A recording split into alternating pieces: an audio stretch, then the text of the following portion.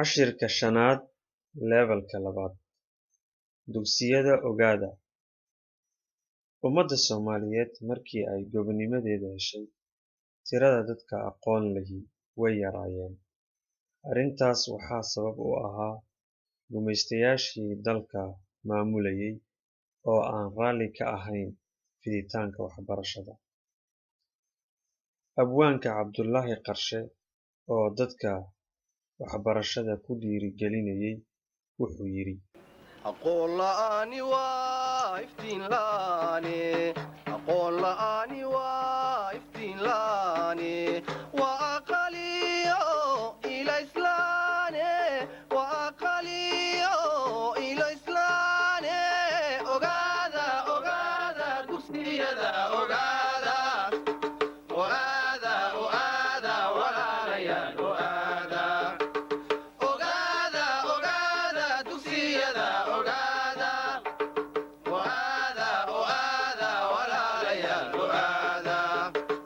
igeeya igeeya walaalayaal igeeya igeeya igeeya dugsiyada igeeya waa oomanaan iyo abaare waa oomanaan iyo abaare waa oomanaan iyo abaare waa oomanaan iyo abaare waa oomasiyo biyolaane waa oomasiyo biyolaane waa oomasiyo biyolaane waa oomasiyo biyolaane ogaada ogaada dugsiyada ogaada ogaada ogaada walaalayaal ogaada ogaada ogaada dugsiyada ogaada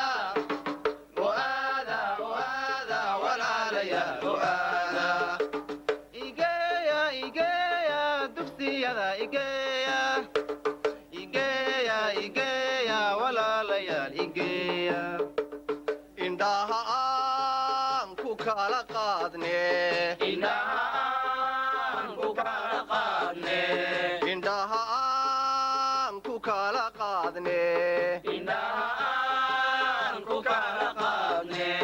ifka ugu ilbaxsanaane ifka ugu ilbaxsanaane ifka ugu ilbaxsanaane ifka ugu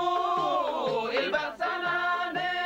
ogaada ogaada dugsiyada ogaada ogaada ogaada walaalayaal ogaada ogaada ogaada dugsiyada ogaada ogaada ogaada walaalayaal ogaada igeeya igeeya walaalayaal igeeya igeeya igeeya dugsiyada igeeya jahliga aan ku dabargoyno jahliga aan ku dabargoyno jahliga aan ku dabargoyno jahliga aan ku dabargoyno qabiilkana kaga xorowne qabiilkana kaga xorowne qabiilkana kaga xorowne qabiilkana kaga xorowne ogaada ogaada dugsiyada ogaada ogaada ogaada walaalayaal ogaada ogaada ogaada dugsiyada ogaada ogaada ogaada walaalayaal ogaada igeeya igeeya dugsiyada igeeya igeeya igeeya walaalayaal igeeya ogaada ogaada dugsiyada ogaada ogaada ogaada walaalayaal ogaada ogaada ogaada walaalayaal ogaada ogaada ogaada walaalayaal ogaada igeeya igeeya dugsiyada igeeya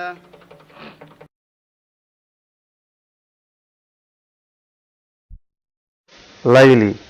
weydiimo kow maxay tahay ujeedada abwaanku ka leeyahay qurinta heestan? labo muxuu abwaanku ku tilmaamay aqoon la'aanta? saddex halkee heesaagu dadweynaha farta ugu fiiqay? waayo? afar raadi erayo liddi ku ah erayadan. tusaale: fulay, geesi, ilays, oon, omus, ilbaxnimo, abaar, horumar, wahsi, cudur, guul, cadaalad.